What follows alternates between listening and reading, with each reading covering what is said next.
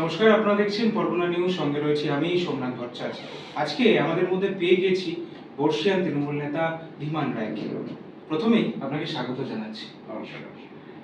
প্রথমেই আমাদের সাক্ষাৎকার শুরুর আগেই আপনাকে শুভেচ্ছা জানাবো উত্তর 24 পরগনা জেলা পরিষদের মেন্টর হওয়ার জন্য। ধন্যবাদ। সাক্ষাৎকারের শুরুতেই আপনার কাছে যে প্রশ্নটা রাখবো, কালকে আমরা বিকাশ ভবনে যে চিত্রটা দেখলাম, শিক্ষকদের রক্তাক্ত অবস্থায় রাস্তায় দেখা গেল। পুলিশের উপর অভিযোগ উঠছে যে তারা নাকি এমনভাবে তাদের উপর আক্রমণ করেছেন, তাদের রক্তাক্ত করা হয়েছে এবং তাদের পা ভেঙে দেওয়া হয়েছে, এরকম অভিযোগ উঠছে। পুলিশের এই ভূমিকাকে আপনি কিভাবে দেখছেন? দেখুন, ইতিমধ্যে পশ্চিমবঙ্গ সরকারের পক্ষ থেকে প্রশাসন যত রকমের সহযোগিতা করা প্রয়োজন, তার কারণ এটা একটা অনেক সেন্সিটিভ ব্যাপার। কোর্টের নির্দেশে এই সমস্যাটা হয়েছে, মহামান্য আদালত যে রায় দিয়েছেন সেটা রাজ্য সরকারকে মেনে চলতে হবে এবং এটাই আইন, এটাই নিয়ম, এটাই আমাদের ভারতবর্ষে হয়ে থাকে।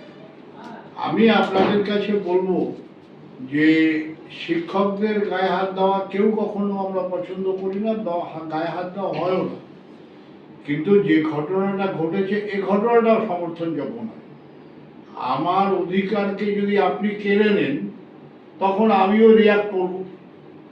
ঘটনা হচ্ছে, কালকে বিকাশ ভবনে যে শিক্ষক মহাশয়রা ছিলেন তারা অবরোধ করেছেন, তারা ওখানে অবস্থান করেছেন, দীর্ঘ সময় ধরে অবস্থান করছেন, কিন্তু 5টার সময়, 5:30টার সময় যে সরকারি কর্মচারী ওখানে চাকরিরত বা আধা সরকারি কর্মচারী বা বেসরকারি কর্মচারীরাও ওখানে আছেন, তারা কেউ বাড়ি ফিরছিলেন। একটা নির্দিষ্ট সময়ের পরে প্রত্যেকেই তো চায় বাড়িতে ফিরি, এবং তারা বাড়িতে ফিরছিলেন।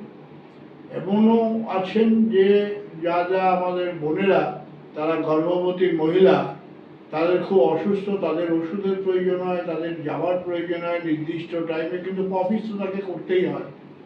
তিনি অফিস করছেন, তারপর একটা নির্দিষ্ট সময়। দেখুন, হিউম্যানিটি গ্রাউন্ডে সেই শিক্ষক মহাশয়ের কাছ থেকেও আমরা আশা করব যে যদি তিনি বা তারা একটু সাইড করে দিলেন এই মহিলার কথা বিবেচনা করে। আমি নিজেই টিভিতে দেখেছি এটা। আবার এরকম ঘটনাও ঘটেছে, কেউ কাতর বিরোধী কাকুতি করছেন, পুলিশকেও বলছেন, এদেরকেও বলছেন যে আমাদেরকে ছেড়ে দিন, তার কারণ আমার বাড়িতে আমার অসুস্থ মা রয়েছে। হ্যাঁ, এগুলো কিন্তু বিবেচনা করা উচিত, তার কারণ সবারই গণতান্ত্রিক অধিকার আছে।